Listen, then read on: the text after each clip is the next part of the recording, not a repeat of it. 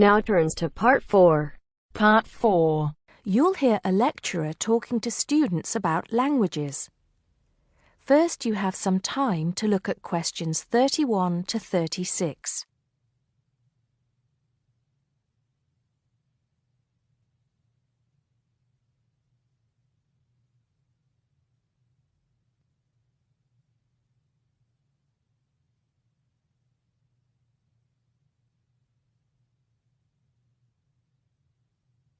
Now listen carefully and answer questions 31 to 36.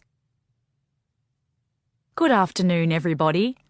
Today, in the first lecture on anthropology, we're going to look at languages and how they are disappearing fast and what effect that's having on people and the world as a whole. We hear so much in the news about the possible extinction of animal and plant species in the world. It's a sad thing that one day certain animals will cease to exist. But how many of you are aware that the world's languages are facing a similar threat? Believe it or not, there are currently more than 6,000 languages spoken in the world today, but experts believe that by the end of this century, this number will be reduced to half. And as each language dies, the culture and specialized knowledge of a community dies with it. The unique knowledge of the environment, local wildlife, plants, animals, and ecosystems, not to mention the cultural traditions of the people themselves, will become lost forever. In essence, each language is not just spoken or written words strung together. Language has the power to hold the entire history of a people. Approximately one language dies every 2 weeks. This is an unprecedented situation. Never before in history has there been this rate of rapid decline. Most human languages are spoken by relatively very few people.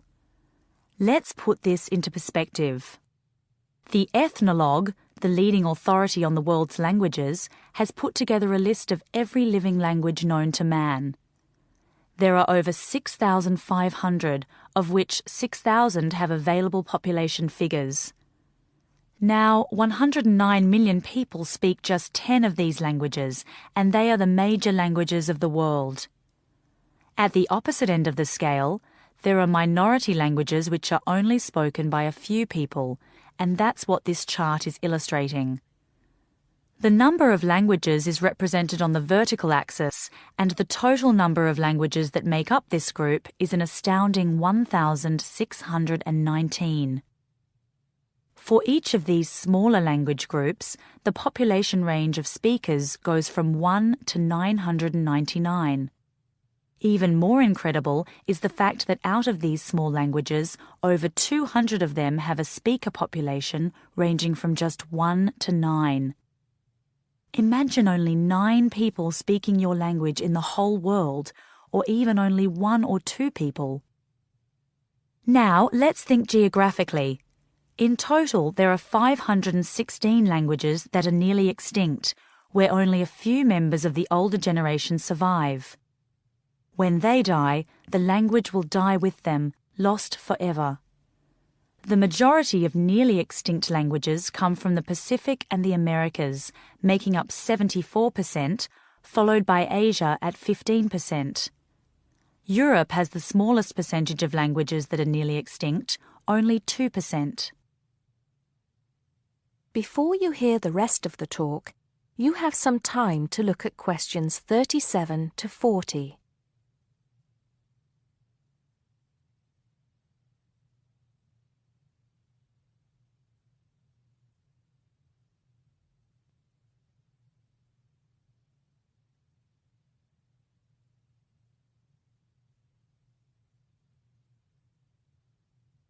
Now listen and answer questions 37 to 40. Entire languages which have survived for centuries are disappearing as we speak. But why is this happening now? There are several reasons for a language's demise. Globalization has made the world smaller, and technology has made it easier for people separated by vast distances to communicate in a common language, which further ensures the growth in economic status for such communities. Minority languages have given way to the main languages of global communication, like English. On a social level, speakers may feel the minority language to be old-fashioned and behind the times. Maybe even speakers are slightly embarrassed to speak the language of their forefathers, identifying more with an international language that brings with it improved economic status. Now, some do argue that a reduction in the number of world languages is inevitable, and anything to ease communication between nations is a good thing, and granted, there is a point to be made there, but what are the long-term implications of this? Consider this.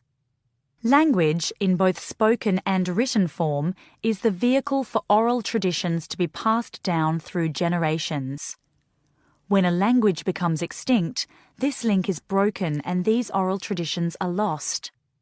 This has enormous implications for the identity of a community. We can't stop the changes that are happening in the world, but we can try to keep languages alive through language maintenance programs and by documenting languages before they disappear, so they can be studied and maybe even resurrected in the future. It's also important to remember that many people who speak threatened languages can neither read nor write. Helping them become literate goes a long way towards protecting the language. Preserving a language is not easy, but there have been exceptional cases where languages have been brought back to life. In Ireland, Irish Gaelic, once a dying language, through national determination is now spoken by 13% of the country's population. We'll go into what happened there in more detail in my second lecture. That is the end of part 4. You now have half a minute to check your answers.